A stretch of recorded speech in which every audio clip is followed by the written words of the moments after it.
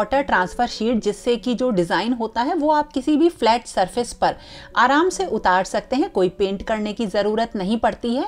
तो जितना हिस्सा चाहिए उतना कट कर लिया और उसके बाद इसको ट्रांसफ़र करने के लिए स्पंज चाहिए, थोड़ा सा पानी चाहिए और फ्लैट सरफेस भी चाहिए। ये एक जग है जिसका हैंडल टूट गया है और बहुत ही डेलिकेट है, इसलिए इसको यूज़ नहीं करती हूँ। और इस शीट के ऊपर ना एक ट्रांसपेरेंट लेयर होती है, इसको हटाना होता है और जिस सरफेस पे आपको डिज़ाइन चाहिए उसके ऊपर उल्टा कुछ इस तरह से आपको पेस्ट करना होता है। ग्लू नहीं लगाना, इसमें ग्लू ऑलरेडी लगा रहता है। और उसके बाद स्पंज को पानी में थोड़ा सा भिगो के ऊपर से डैब डैब करना रहता है और थोड़ा सा सेटल होने के लिए इसको टाइम दीजिए 2 से 3 मिनट तक और डैब करिए अच्छी तरीके से, ताकि ये जो डिज़ाइन है वो अच्छी तरीके से सरफेस पे उतर जाए। गीला हो जाता है, कोई दिक्कत नहीं है। और जब आप थोड़ी देर इसको इस तरीके से ऊपर से डैब डैब करेंगे ना, तो ऊपर की जो लेयर होती है वो उतर जाएगी। हल्के हाथ से उसे उतार लेंगे और जो डिज़ाइन होगा वो सरफेस पे आ जाएगा।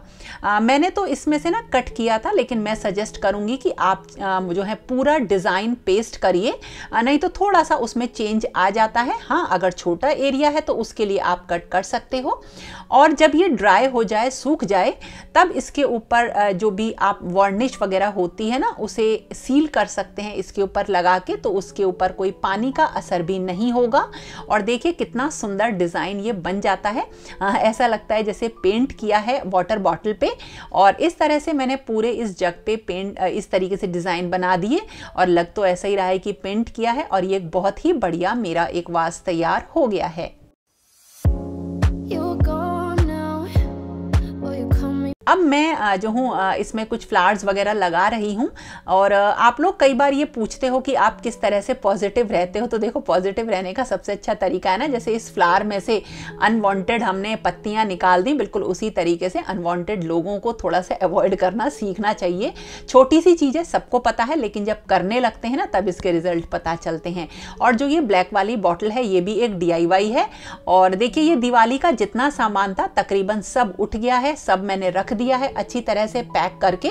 किसी वीडियो में फिर से दिखा दूंगी। और जो बाकी के दीपक वगैरह हैं इन्हें भी ओकेजनली मैं जला रही हूँ, इसलिए इन्हें बाहर छोड़ दिया है। अब बारी आई सोफ़ा को क्लीन करने की। पुराने वीडियोस में मैं आपको बता चुकी हूँ, एक डेज़लो का सोफ़ा क्लीनर आता है, उससे सोफ़े बहुत अच्छी तरह से क्लीन हो जाते हैं। बहुत गंदगी निकलती है और हमें पता ही नहीं चलता कि इतनी गंदगी है। लेकिन अब देखिए, मैंने तो इसमें बिछा भी रखा था ये थ्रो जो है, लेकिन उसके बावजूद काफ़ी ये गंदा हो गया। अब फेस्टिवल में क्या होता है ना, बच्चे आराम से इसमें बैठ जाते हैं, मतलब उनके पैर भी गंदे रहते हैं। तो ये सोफ़ा कवर है जो कि मैं खुद भी बना लेती हूँ, बनाना आपको बताया भी है। और ये बनाना बहुत ही ज़्यादा आसान है। लेकिन ये मैंने अमेज़ॉन से मंगाया है और ये 3 सीटर के लिए है। प्लेन पीस इसके अच्छे होते हैं और बहुत आराम से ये आपके सोफ़े को कवर कर देंगे। लेकिन एक यहाँ पे आपको टिप देती हूँ, जब आप इसको बिछाएं तो इसके नीचे कोई पुरानी बेडशीट ज़रूर बिछाइएगा, क्योंकि जो इसका फैब्रिक होता है वो काफ़ी हल्का होता है, जिससे कि जो डस्ट होती है वो सोफ़े के ऊपर आ जाती है। और कई बार थोड़ा सा अगर कुछ पानी वगैरह गिर जाए तो वो भी सोफ़े पे आ जाता है। तो नीचे कोई एक पुरानी बेडशीट या प्लास्टिक शीट अगर आप चाहें, छोटा बच्चा है तो बिछा लीजिए और ये बहुत अच्छी तरीके से सोफे के ऊपर जो है आ जाते हैं। और हाँ, अगर आप बनाना चाहते हैं ना तो उस वीडियो का लिंक मैं आपको दूंगी, आप ज़रूर देख लीजिएगा।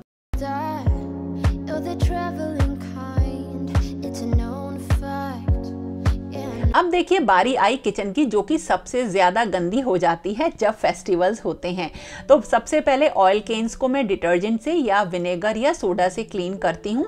तो सब में मैंने थोड़ा सा पानी गर्म करके और उसमें डिटर्जेंट डाल के मतलब भर के रख दिया है। थोड़ी देर तक इसमें रहेगा, उसके बाद आराम से क्लीन हो जाएगी। और जो विंडोज़ वगैरह होती हैं, इन सबको मैं डिटर्जेंट से ही क्लीन करती हूँ, गर्म पानी और डिटर्जेंट से। और देखिए, इसमें इतनी गंदगी निकलती है कि हमें लगता ही नहीं कि इतनी गंदी होंगी। हालांकि मैंने अभी कुछ दिन पहले ही क्लीन करी थी, लेकिन फिर भी देखिए क्या गंदगी निकल कर आई है। इन्हें रेगुलर अगर साफ करते रहते हैं तो इसमें कोई भी चिकनाई नहीं जमती है। अदरवाइज जो किचन की विंडोज़ होती हैं, अगर उन्हें नहीं क्लीन किया जाए तो बहुत ज़्यादा जो है इसमें गंदगी जमा हो जाती है। जो किचन के बाकी के कांच के आइटम्स होते हैं, ग्लास आइटम्स, उनको मैं क्या करती हूँ, बड़े टब में डिटर्जेंट डाल के तब वॉश करती हूँ, क्योंकि इनके टूटने का डर रहता है। कहीं कहीं स्लिप ना हो जाएं, और सिंक में इन्हें बार बार उठाना मतलब एक के ऊपर एक नहीं रख सकते हैं, इसलिए तो बड़े आराम से ये जितने भी जो मेरी अचारदानी थी या और भी छोटे मोटे स्टोरेज के जार्स थे ग्लास के, वो सारे मैंने क्लीन कर लिए। तो किचन की डीप क्लीनिंग तो फेस्टिवल्स में होनी ही है, तो चिमनी और गैस स्टोव को कैसे भूल सकते हैं।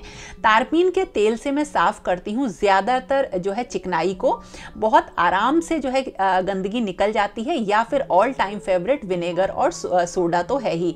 गैस के आसपास का सारा एरिया, कैबिनेट्स के अंदर का सामान सारा साफ कर दिया, और उसी डिटर्जेंट में मैंने ये अपने हॉब के सारे आइटम्स जो भी थे ना, ये सारे साफ कर लिए हैं, और इसी में मैंने चिमनी की जाली को भी सोख करके रख दिया है। और धीरे धीरे ये सब जब तक सोख होगा, मैं तब तक अपनी ये जो ऑयल केन्स वगैरह हैं इनको क्लीन कर लूंगी।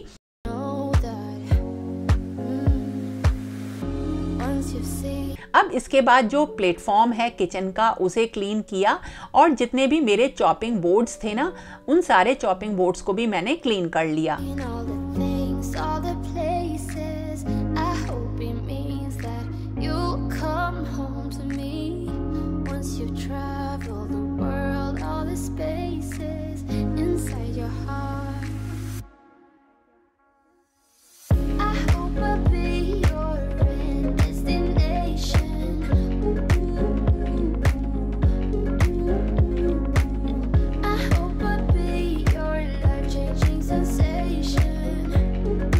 एक एक करके सारी चीज़ें जो हैं अब क्लीन हो गई हैं, तो अब मेरा मनपसंद काम डेकोरेशन का स्टार्ट हो जाता है। तो हर बार कुछ नया तो नहीं ले सकते हैं, लेकिन इधर उधर कुछ चेंज करके ही सारी चीज़ें नई हो जाती हैं।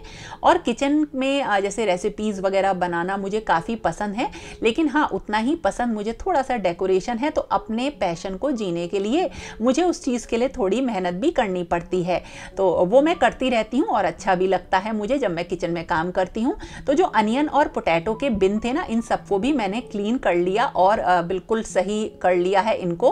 और अब बारी आई अलमीराज की। तो जो अलमीराज है ना, उनमें से सारे ऑर्गेनाइजर्स मैं निकालती हूँ, आइटम्स देखती हूँ, जो हटाने वाले होते हैं उन्हें हटा देते हैं, या जो रखने वाले होते हैं उनको रख देते हैं। किचन में नॉर्मली मैं बहुत कम सामान रखती हूँ, क्योंकि इससे किचन की क्लीनिंग बहुत आसान हो जाती है।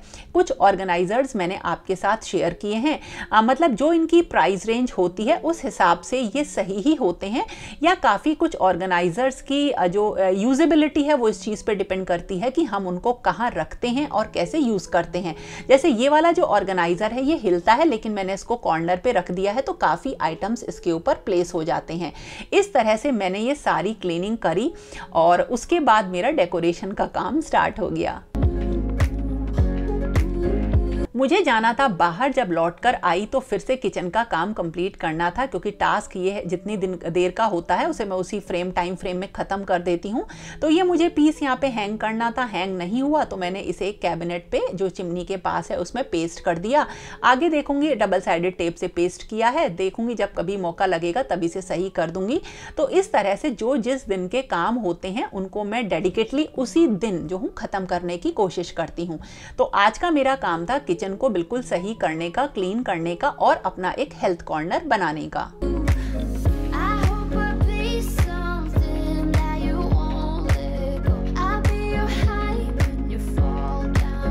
अब बारी आई एक और चीज़ की जिसको कि मैं फेस्टिवल्स में भूल ही जाती हूँ, और वो है मेरी मल्टीविटामिन्स और मेडिसिन्स। 3 मेरे दवाई होती हैं जो मुझे डेली लेनी होती हैं, और मल्टीविटामिन कुछ मेरे ऐसे हैं जो डॉक्टर ने सजेस्ट किए हैं, तो वो मैं आपसे इसलिए शेयर नहीं करती कि सबके लिए अलग होते हैं, और जो सबके लिए होते हैं वो मैंने आपके साथ हमेशा शेयर किए हैं। इनको इस बॉक्स में रख देती हूँ आराम से, मतलब सारे एक ही जगह आ जाते हैं। वैसे तो इसको रखने के लिए ये एक बॉटल भी है, मैंने आपके साथ शेयर करी थी, बहुत अच्छी है ये भी, इसका लिंक भी मैंने आपको दिया था। तो इसमें डेज के हिसाब से मल्टीविटामिन्स रख लीजिए, तो आपको याद रहता है कि आपने कौन सी मेडिसिन ली है, किस दिन की है, और इसमें पानी तो रहता ही है, तो मतलब 2 in 1 काम इसमें हो जाता है।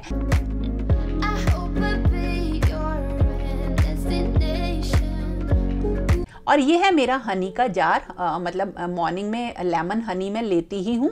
तो ये सारी चीज़ें मैंने इस कॉर्नर पे रख दी हैं, जिससे कि जब भी मैं यहाँ से निकलूँ तो मुझे ये चीज़ें याद आ जाएं। और ये है मेरा स्प्राउट मेकर, इसमें मैं स्प्राउट्स बनाती हूँ।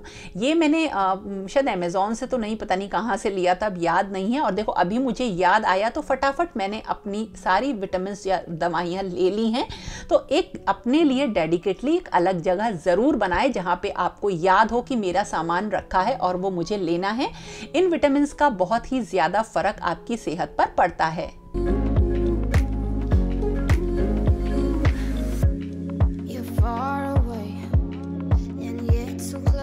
अब रूम्स को अरेंज करने का काम तो चल ही रहा है सारा, वो तो मैं कर ही रही हूँ। तो अब जैसे ये एक रूम की जो वॉल है, इसका डेकोर मुझे थोड़ा सा सही करना था, लेकिन दिवाली की वजह से टाइम नहीं मिल रहा था। तो मैंने सोचा चलो आज ही इसको कर देते हैं। तो मैंने क्या किया, अपना वही पेंट और ब्रश लेके तैयार हो गई। और ये एक ट्रे है जिसमें कि मैंने पेंट करना स्टार्ट किया। मतलब जब पेंट करती हूँ तो इकट्ठी सारी चीज़ें निकाल लेती हूँ ताकि एक बार में ये काम हो जाए। तो इस ट्रे पे पेंट किया। और ये एक छोटी सी रैक है जो कि बाहर रखी हुई थी, और इस पे दीपक मोमबत्ती वगैरह रखने से ये बहुत गंदी हो गई थी। और इस पे भी मैंने सेम एक्रेलिक कलर पेंट कर दिया है। और ये देखिए बिल्कुल, ये ना बिल्कुल चेंज हो जाएगी। जरा सा हम चीज़ों को सही करते हैं तो वो बिल्कुल ठीक हो जाती हैं। इसमें मुझे एक प्लांट रखना है तो इसको भी मैंने सही कर दिया। और इनको जब मैं रखूँगी ना तो ये लगेगा ही नहीं कि ये पुरानी चीज़ें हैं। और ऐसा नहीं होता कि हम किसी फेस्टिवल से पहले ही काम करते हैं, उस फेस्टिवल के बाद भी हमारी जो लाइफ है वो तकरीबन वैसे ही चलती रहती है। तो देखिए ये पेंट हो गया, इसको यहाँ हैंग कर दिया। और देखिए लुक चेंज होने लगा ना। अभी थोड़ा सा और चेंज करूँगी।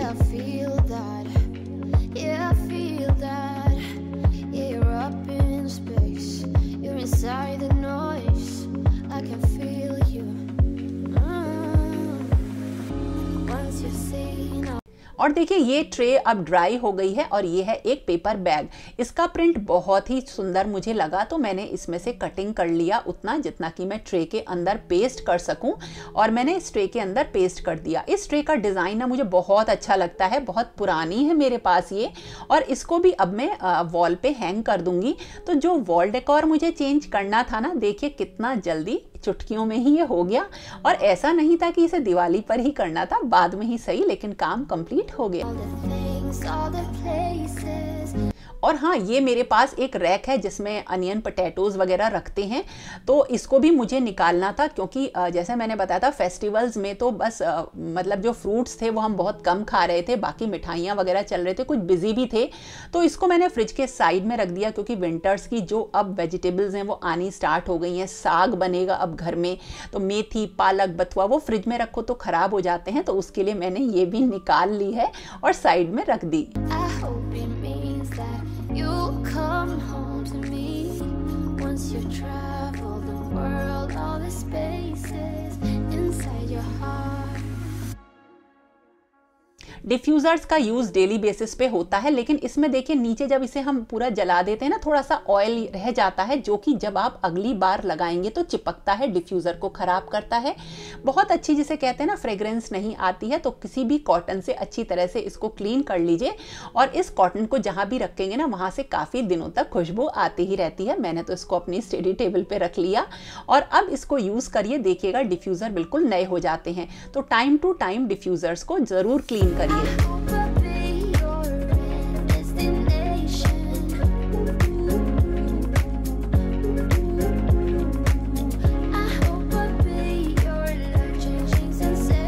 एक और चीज़ जिसके ऊपर बहुत सारे कमेंट्स आए थे वो थी रंगोली। 3D रंगोली बहुत ही ज़्यादा बढ़िया है। अभी तक मैंने इसको यहाँ पे लगा रखा है और ये ख़राब नहीं हुई है। इसको उठा लीजिए, रख दीजिए कहीं भी। और अगर इसे पैक करके रखना है तो इसमें से कलर्स को हटा दीजिए। बहुत बढ़िया है, आप इसको ज़रूर लीजिए। ऐसा नहीं है कि इसको हम दिवाली पर ही लगा सकते हैं। और अब शुरू हो गया मेरा एक और काम, और वो है विंटर्स के कपड़े निकालना। एक्चुअली अलमारी में काफ़ी सीलन थी, आप लोगों को पता ही है, तो एक अलग सी स्मेल आ गई है। और उसके लिए क्या हो रहा है, एक बार मशीन में इन सबको वॉश करना है। और हाँ, इसके साथ साथ मशीन में वॉश करने के साथ साथ जो भी फैब्रिक मुझे डोनेट करने हैं वो भी मैंने अलग रख लिए हैं। तो ये काम चल रहा है, जो चलता ही रहेगा। तो दोस्तों, ये था कुछ वो काम जो कि मैं फेस्टिवल्स के बात कर रही हूँ। कैसा लगा वीडियो ज़रूर बताइएगा, और पसंद आए तो लाइक ज़रूर करना। तो फिर मिलेंगे एक नए और इंटरेस्टिंग वीडियो के साथ। तब तक के लिए okay friends, thank you and bye bye.